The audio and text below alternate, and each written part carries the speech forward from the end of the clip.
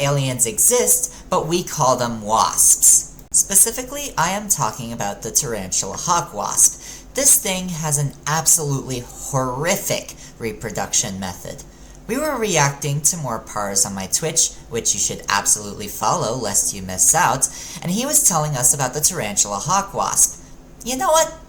I think it best to let him explain why these things are your worst nightmare. This fucker is the largest wasp on the planet, coming in at a massive 2.5 inches. And this is probably the most effective 2 inches has ever been because it has the second most painful sting of any insect on the planet, coming in just barely behind the bullet ant.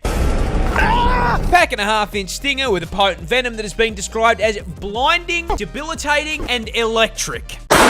As the name Tarantula Hawk Wasp suggests, they are purpose-built, genetically perfect killing machines designed specifically to violate spiders. But they don't just execute the spiders. No, that'd be too normal. Hawk wasps use spiders to reproduce in one of the most horrific ways possible. And that all starts with a female hawk wasp hunting down a tarantula.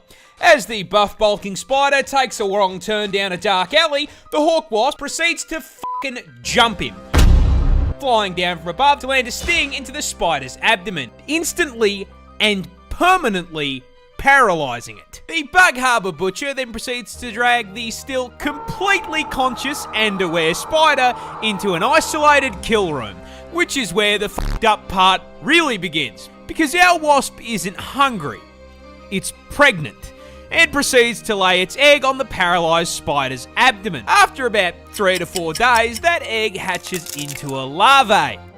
A very, very hungry larvae. Fortunately, there's a whole bunch of fresh fruit right here underneath them. That food being the still paralyzed, still very conscious and aware spider. The larvae burrows into the spider's abdomen and gets to work converting it into a KFC family bucket, consuming it from the inside out, purposely avoiding vital organs to keep the food nice and fresh. After it's done consuming a living being, the larvae breaks forth from the demolished corpse like a fucking chestburster and fucks off to continue the generational arachnid violation. One of the commenters shared quite the fun fact that this demonic insect made Darwin reject creationism, as to him, a creature like that was proof that a loving God couldn't be watching over us. However, what it does prove to me is that